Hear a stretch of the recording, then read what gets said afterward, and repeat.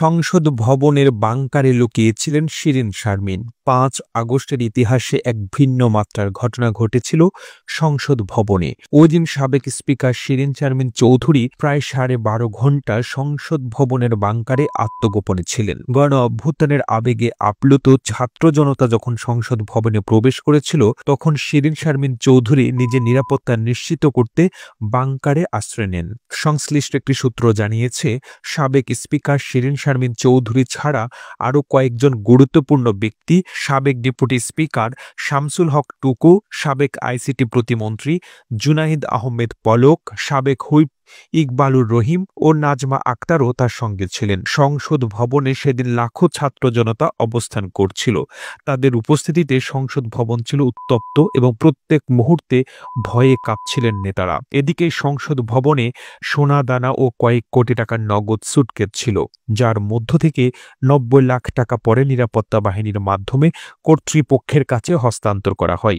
ঘটনার দিন বেলা 2:31 এসএসএফের সদস্যরা 7টি গাড়ি নিয়ে সংসদ ভবনে প্রবেশ করেন। তারা প্রথমে অফিস কক্ষে গিয়ে অস্ত্রশস্ত্র নিয়ে বের হয়ে যান।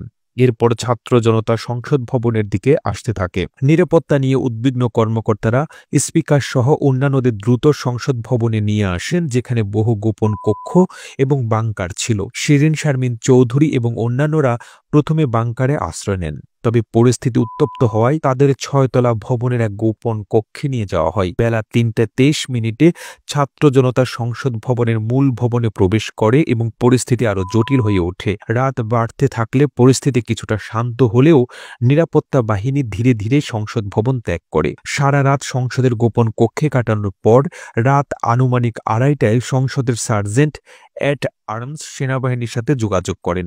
একদল সেনা সদস্য স্পিকার শিরীন শারমিন চৌধুরীকে নিরাপত্তা দিতে ক্যান্টনমেন্টে নিয়ে যান। অন্যরা বিভিন্ন কৌশল অবলম্বন করে নিরাপদে অবস্থান নেন। প্রতিবেদনটি ভালো লেগে থাকলে আপনার ফেসবুকের টাইমলাইনে এখনই শেয়ার করুন। সেই সঙ্গে বিশ্ব বাংলার ফেসবুক পেজটিকে ফলো করুন ও বিশ্ব বাংলার ইউটিউব চ্যানেলটিকে সাবস্ক্রাইব করুন। আর আপনি বাংলাদেশের কোন জেলা থেকে এই ভিডিওটি দেখছেন আমাদের কমেন্ট করে জানান। আমরা পরবর্তী ভিডিওতে আপনাকে ধন্যবাদ জানাতে ভুলব না।